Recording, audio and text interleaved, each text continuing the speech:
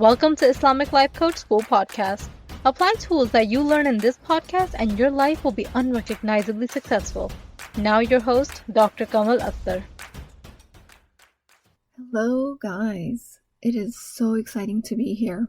I have a very special episode for you today because, first of all, I've decided to upgrade myself into an official studio, also known as my closet.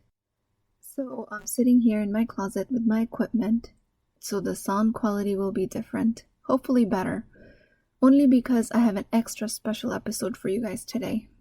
My name is Dr. Kamal Akhtar, and I'm a board-certified internal medicine physician practicing hospital medicine for the last 8.5 years. I'm coming to you today in a capacity of a life coach. Now, for those of you listening to my podcast from the beginning must be wondering, why am I introducing myself again? Well, the answer to that is because today I'm addressing a very specific group of people, and those are Muslim women physicians with families. For everyone else, it doesn't mean that they stop listening at this point. It just means that I'm addressing the hardworking, overachieving, multi-talented, and always multitasking women that are physicians who keep up with family, work, and religious obligations beautifully. That's right, I'm talking to you because I am you. And for the other people not completely fitting this description, this episode will be a review, but all the methods will still apply to you, and I'm sure you'll find merit in everything I have to say. So continue to listen on.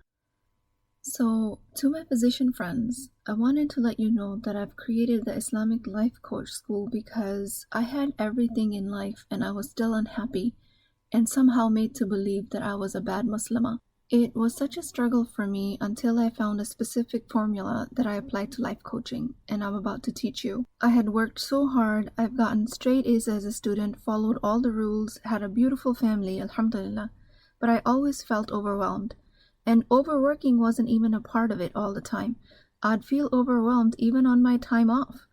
I was reactive to all my situations, to my children, to my husband, to even the cleaning lady for not showing up on time. Other people would consider just having a cleaning lady a blessing, and here I was being miserable out of a blessing. I was struggling with everything big and small, and I was thinking like there was something wrong with me, and I felt that way all the time.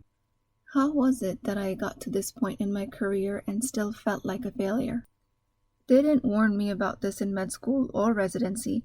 They said practicing medicine will solve all my life's problems, but that was far from the truth. So in my struggle in trying to solve my problems, I tried everything from meditation to reading up to 5 self-help books a week, to taking innumerable self-help courses, to more volunteering, to less volunteering, to delegating to create more time, to traveling more to distract myself, to traveling less to try and spend more time with my family. Everything from blaming my husband to blaming my parents for everything that happened in my childhood, and going through therapy because my therapist had me believing that something went wrong in my childhood. And from therapy to other extremes, from benign to dramatic, tried to solve all my problems with the external world. And then I came across a dua from one of my teachers from the Ribat School for Muslim Women, and it was a dua asking Allah subhanahu wa ta'ala to send me a guide. And I repeated that dua asking for that guide every morning. This was right around the time of the pandemic, and that was especially stressful time for health professionals among all of the chaos and the uncertainty that the health professionals were going through. I discovered a model called CTFAR by Brooke Castillo. I learned more and more about it until I realized that this was it. This was the guide I had been praying for. I teach it based on Islamic fundamentals at the Islamic Life Coach School, and I'll give you everything you need to know for free right here.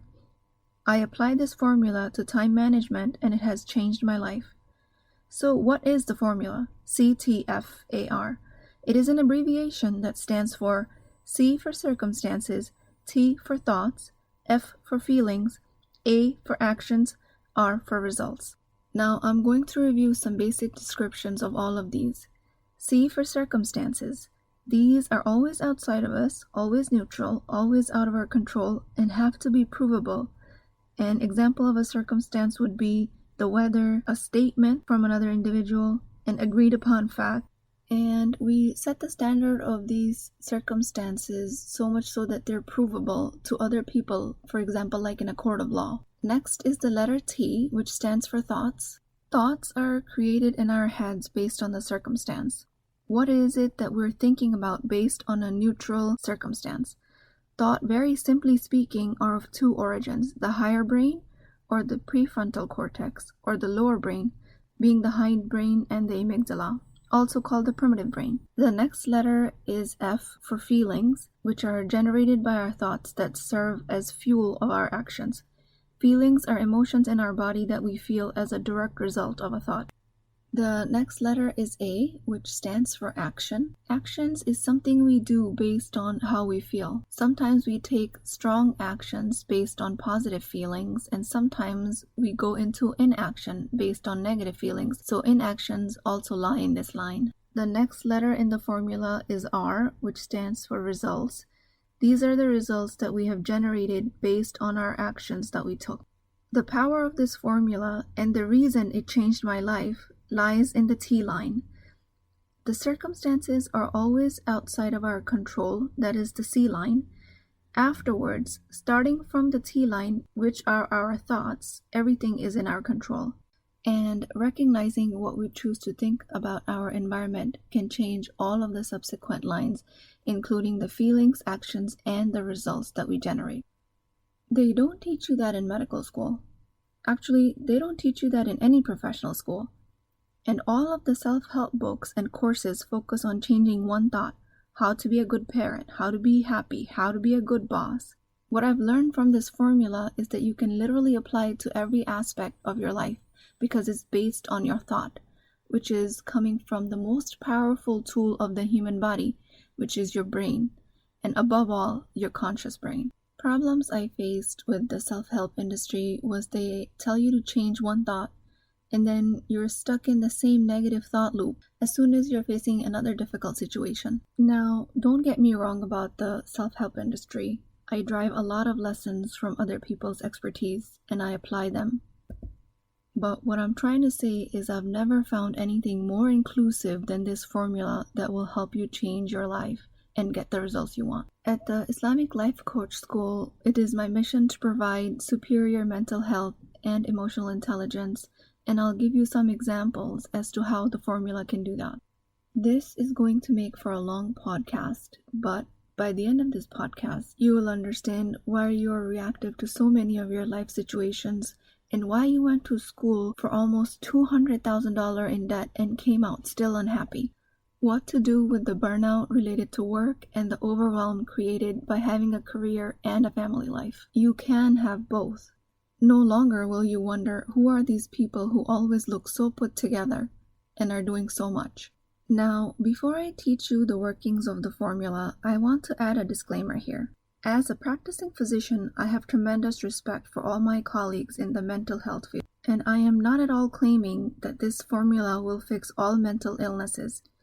This is the place for us to recognize that the treatment and diagnosis of mental illnesses is extremely vital, and it is done properly through licensed specialties like psychiatry, psychology, psychotherapists, social workers. Diagnosis and treatment of mental illnesses is not at all what I'm trying to do here, even though as a physician I can.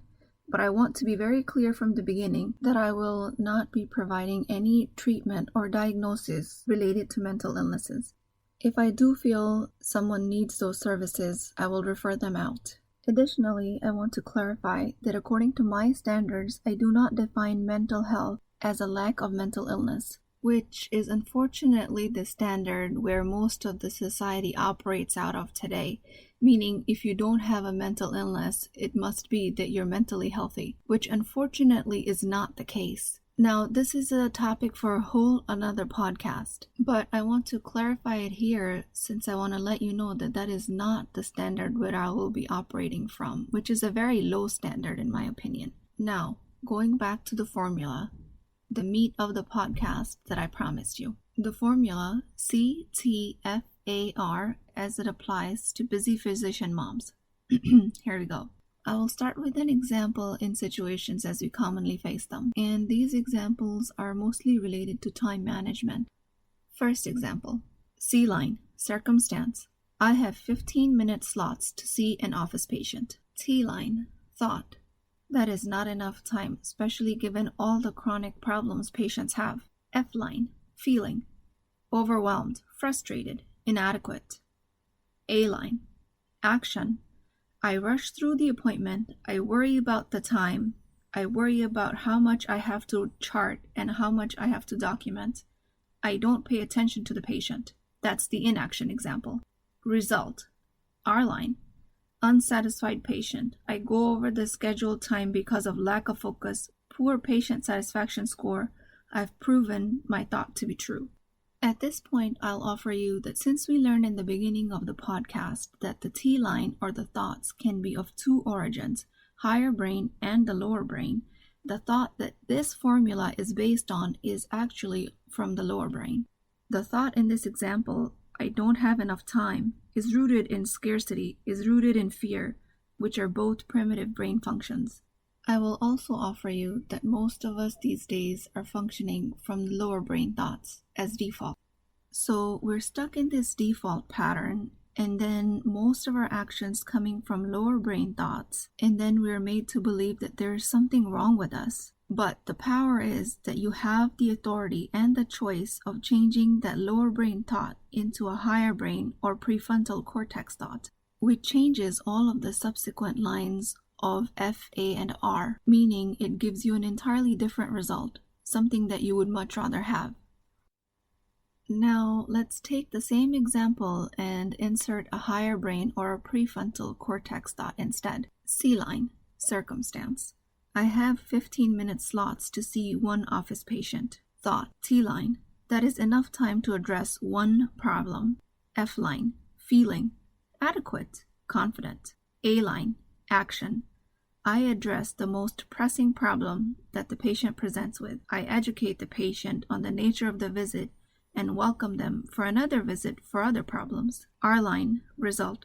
Satisfied patient. You go through the schedule. You have a high patient satisfaction score. This formula was generated from a prefrontal cortex thought that we have enough time to address one problem, which is based on abundance, planning, both prefrontal cortex functions. At this point, if your brain is offering you that you cannot find mostly prefrontal cortex thoughts to substitute your previous lower brain default thoughts, let me tell you that is natural. You've been functioning on your default mode for years. It takes some practice, but it is doable. Now let's take another example, this time maybe from family life. C. Circumstance. The PTA asked me to bake 50 cupcakes for the bake sale. Thought. T-line. I should bake the cupcakes. Now pay attention of how benign this thought is. Should bake the cupcakes. If you pay attention to it, you realize that it's coming from a place of guilt, which is a lower brain thought. Now let's see what result it generates when we apply the complete formula to it. Thought, I should bake cupcakes, generates F, feeling of overwhelmed, overworked, exhausted. A, action of baking the cupcakes, but doing it out of resentment for work, PTA, school, or even the kids. Now let's take the formula and apply it to a prefrontal cortex thought. C, circumstance. PTA asked me to bake 50 cupcakes for the bake sale. T-line. Thought. I will say no to baking the cupcakes. Now realize you don't have to justify your thought to anyone. You can simply be saying no because you want to. F. Feeling. Satisfied. A-line. Action. Spend that time with the kids at home or finish charting or doing nothing, whatever you choose. The inaction that lies in this line would be that you're not resenting your action of having to bake cupcakes because of the thought that you should have. This lack of resentment creates all of this extra brain space without you even realizing it. And this extra brain space is gold, my friends, because you can then spend it to just relax if that's what you really want to do. R-line. Result. The bake sale still happened, but you didn't resent it. Now, these examples might sound very benign and inconsequential to you, but what you learn from it is a perspective shift, that the thoughts are in our control and we can generate any result we want. I can continue to give examples about thought shifts, about in-laws, about patients, about spouses, and this podcast will be 3 hours long. But the point is that the same principle can be applied to any situation in life. Now, since I've given you the basic workings of the formula, I'll tell you how to use this formula efficiently so you can start seeing results right away. Do a daily thought output. I call a daily thought output an exercise when you sit down for 10 minutes and write out all of your thoughts. You have to write them out. You can't just be thinking them. And do it for 10 minutes. You can do it for more time, but it has to be a minimum of 10 minutes. I teach this because our brain will have a tendency of constantly disregarding thoughts that generate negative feelings or emotions, or the ones that make us uncomfortable. But if you sit down and do a thought output for 10 minutes without any judgment for your thoughts, you will have so many thoughts to work from. Now, out of everything you wrote, pick one thought, which is your most pressing thought, and apply the formula as we've learned it. In the beginning, you might make some common mistakes, but stick to the process, and until you've finished one formula on one thought, don't stop. Reflect on the result you're getting from that thought. Chances are, if this formula was applied to a thought that was buried deep down inside, you'll be surprised to find the results you're actually generating, and all unconsciously. Then you can change the thought to a more conscious prefrontal cortex thought and then figure out what result would that generate. At this point, if you have any questions or you want me to take a look at your formula, head over to IslamicLifeCoachSchool.com, all one word, that is IslamicLifeCoachSchool.com, and contact me. And all of my contact info is on the website, and I'll walk you through the process. You can also schedule a free one-on-one 30-minute session with me so I can teach you the basics. Or you can bring with yourself a formula that you're already working on but are not getting the results that I claim, and we can work on it together. Some basic requirements for the formula to work is that you have to be a functioning individual as it applies to life coaching in general. You can observe your own thoughts as an outside neutral party in a non-judgmental way, also known as consciousness, the greatest gift given to mankind, in my opinion. Another requirement is that you know what you want in life, meaning you're clear about your goals and you know the results you're trying to create. Another one is that you keep a very low threshold of getting in touch with me if something is not working the way I'm saying it should be. The formula itself works, you guys. It has worked on hundreds and hundreds of individuals, and every single one of them says it's changed their life. It will work for you as well. If it is not working in the beginning, like I said, find me and we will work on it together. In the next episode, we will discuss how we can apply the formula as it relates to time management. If you apply the tools I teach you, my claim is that you can gain 20 hours in your week to do whatever you want with it without having to give up any of your current activities. Imagine 20 hours, 20 extra hours created out of thin air. Never will you feel overwhelmed, overworked, and frazzled. That is my promise to you. I pray that Allah subhanahu wa ta'ala makes our goals clear to us and sends us guides to help us lead more conscious lives. And with that, I will leave you to ponder more. Until next time. If you're interested in getting coached by me, I'm offering a very affordable opportunity to do that with Wisdom Wednesdays. This is not a course, not a lecture. This is an opportunity for live coaching, real change, with Islamic adab and etiquette. You do not need more information, you actually need a space to create change. At $19.99 a month, which is the price of takeout dinner, you as a Muslim woman will create confidence, intimacy, and connection without shame or fear of judgment, because your privacy is my highest priority. So join at www.islamiclifecoachschool.com.